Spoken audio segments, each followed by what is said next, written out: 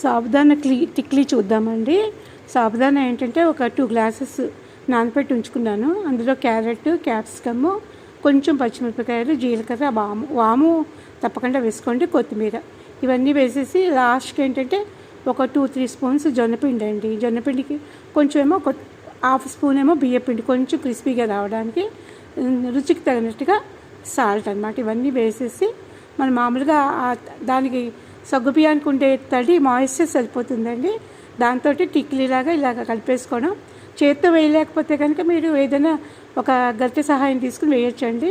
ఇది ఈజీనే, చెయ్యి పెద్ద కాలది. ఇలా వేసేసుకుంటాను. లేకపోతే పాలిథిన్ షీట్ మీద కానీ బటర్ పేపర్ మీద కానీ ఒత్తుకునే వేసుకోవచ్చు అనమాట.